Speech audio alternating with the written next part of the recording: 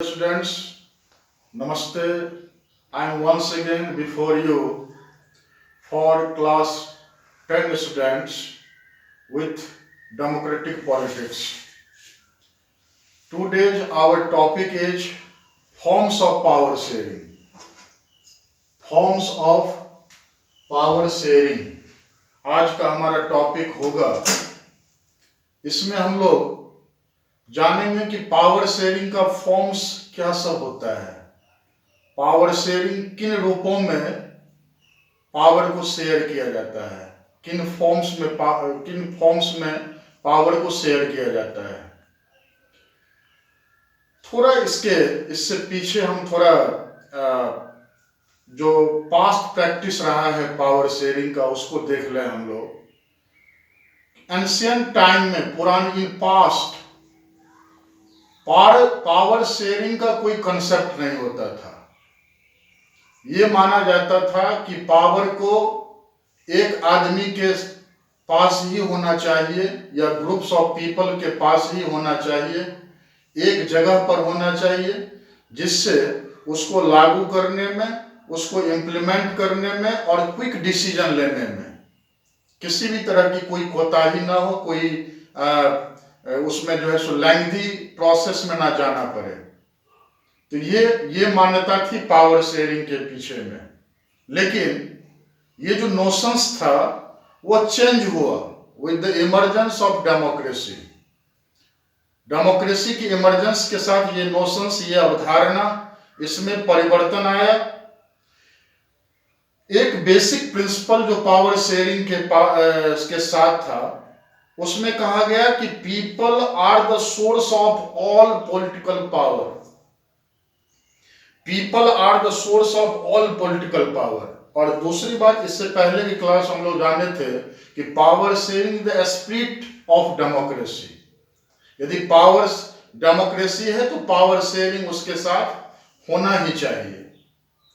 तो यहां हम लोग देख रहे हैं कि पावर शेयरिंग का जो है सो बहुत सारे फॉर्म्स हो सकते हैं। Power sharing arrangement can take many forms, लेकिन मोस्ट कॉमन अरेंजमेंट जो उसमें है उस पर हम उसकी चर्चा कर रहे हैं। हम लोग 4 तरह के पावर शेयरिंग की यहाँ चर्चा कर रहे हैं। पहला है कि power sharing among different organs of government. पहला फॉर्म हम लोग देख रहे हैं, power sharing among different organs of government. दूसरा फॉर्म देख रहे हैं, power sharing among governments at different levels. तीसरा फॉर्म देख रहे हैं, power sharing among different social groups. और चौथा देख रहे हैं, power sharing among political parties, pressure groups और इंटरेस्ट ग्रुप्स और एंड मूवमेंट्स। इन्हीं पर हमारा फोकस होगा आज। पहला जो हम लोग देख रहे हैं कि power sharing among different organs of government, इसको horizontal division of power sharing भी कहते हैं। Horizontal division of power sharing से मकसद है कि it allows different organs of government placed at the same level to exercise different powers. यहां मैंने दिखाया है कि लेजिस्लेचर, एग्जीक्यूटिव एंड जुडिशियरी, ये ऑर्गन्स ऑफ गवर्नमेंट है और इसका लेवल एक ही होता है, एक ही लेवल में ये होता है और यहीं से पावर शेयरिंग करता है, यहीं से फंक्शन करता है। Legislature, executive and judiciary. Legislature जो लेजिस्लेशन बनाता है, कानून बनाता है, हम लोग पढ़े हैं क्लास 9 में। एग्जीक्यूटिव जो उसको इम्प्लीमेंट करता है। लेजिस्लेचर के अंतर्गत आ जाता है पार्लियामेंट, लोकसभा एंड राज्यसभा, हमारे इंडिया के प्रोटेक्स्ट में हम देखें। और एग्जीक्यूटिव के अंतर्गत आता है जो उसको एग्जीक्यूट करे, वह जो लेजिस्लेशन बना, वह जो लॉज बना, उसको जो एग्जीक्यूट करे उसको कहते हैं एग्जीक्यूटिव, जिसमें प्राइम मिनिस्टर आ जाते हैं, उसके मिनिस्टर्स आ जाते हैं सेंट्रल में, स्टेट में आ जाते हैं चीफ मिनिस्टर, उसके काउंसिल ऑफ मिनिस्टर्स। इसके अतिरिक्त जितने भी गवर्नमेंट ऑफिशियल्स हैं सारे के सारे इसके अंतर्गत आते हैं एग्जीक्यूटिव के अंतर्गत। और जुडिशरी जिसको कहते हैं जजेज, कोर्ट, ये जुडिशरी के अंतर्गत आते हैं।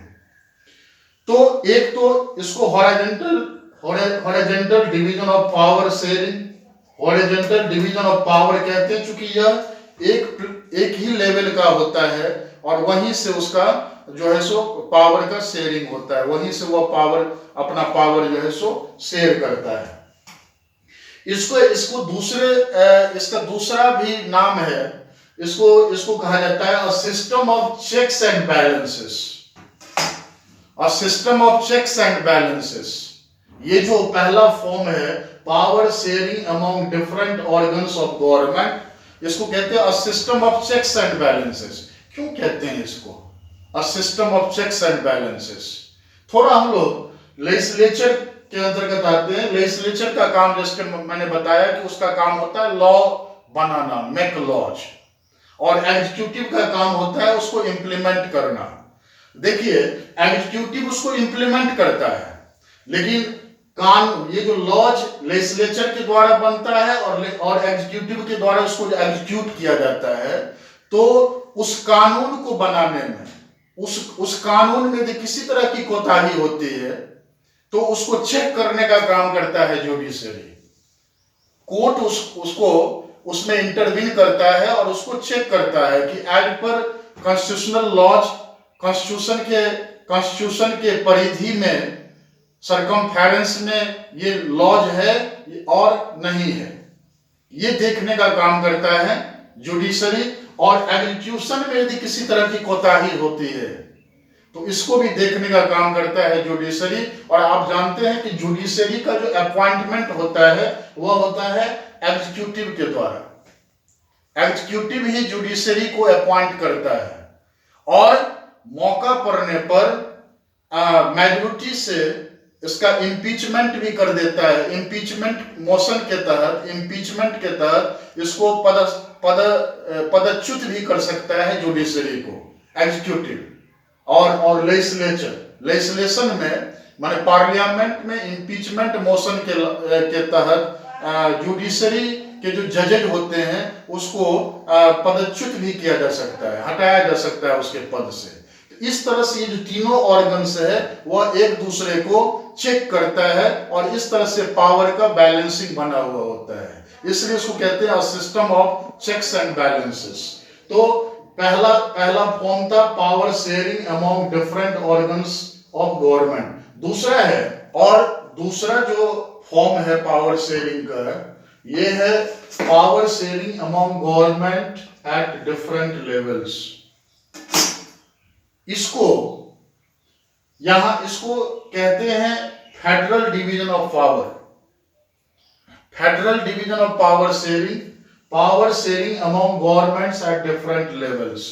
इसको federal division of power sharing और vertical division of power sharing, vertical division of power भी कहते हैं। फेडरलिज्म अगले चैप्टर 2 में हम लोग पढ़ेंगे, क्लास 10th में। चैप्टर 2 में है फेडरलिज्म।